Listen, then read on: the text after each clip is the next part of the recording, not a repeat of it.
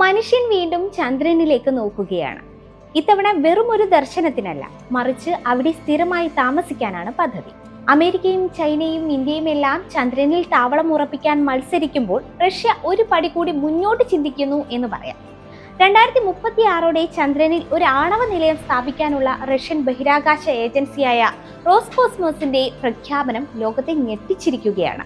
ചന്ദ്രനിൽ നമ്മൾ സോളാർ പാനലുകൾ കണ്ടിട്ടുണ്ട്. പിന്നെ എന്തിനാണ് ഒരു ന്യൂക്ലിയർ പ്ലാന്റ്? ഉത്തരം ലളിതമാണ്. ചന്ദ്രനിലെ രാത്രികൾ അതിഭീകരമാണ്. ഭൂമിയിലെ 14 ദിവസങ്ങൾക്ക് തുല്യമാണ് ചന്ദ്രനിലെ ഒരു രാത്രി. ഈ 2 ആഴ്ചക്കാലം സൂര്യപ്രകാശം ഒട്ടും ലഭിക്കില്ല.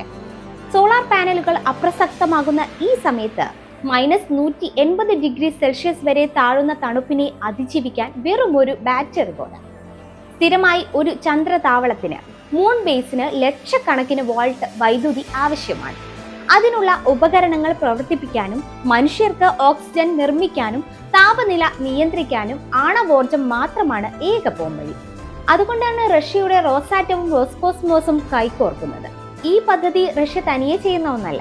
ഇന്റർനാഷണൽ ലൂണാർ റിസർച്ച് സ്റ്റേഷൻ എന്ന പേരിൽ ചൈനയുമായി ചേർന്നുള്ള ഒരു സംയുക്ത സംരംഭമാണിത്. ചന്ദ്രന്റെ ദക്ഷിണ ധ്രുവത്തിൽ ഒരു ശാസ്ത്ര ഗവേഷണ കേന്ദ്രം നിർമ്മിക്കുക എന്നതാണ് ഇവരുടെ ലക്ഷ്യം.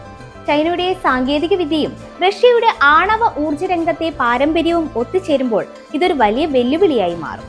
ഇതിനോടകം തന്നെ പദ്ധതിയുടെ ഡിസൈനുകൾ തയ്യാറായി കഴിഞ്ഞു.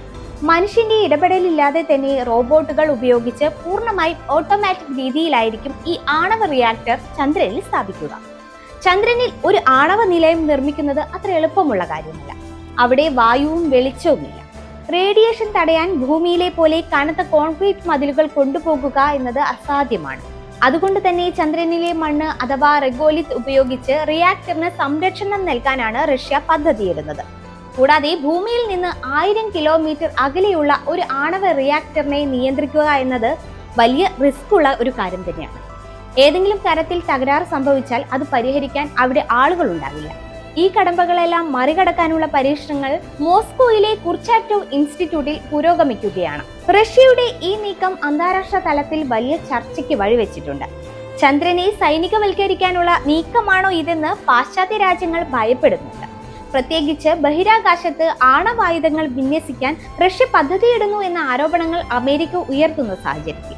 എന്നാൽ ഇത് സമാധാനപരമായ ആവശ്യങ്ങൾക്കും ശാസ്ത്ര പര്യവേഷണങ്ങൾക്കും മാത്രമാണെന്ന് റഷ്യ ആവർത്തിച്ച് വ്യക്തമാക്കുന്നു.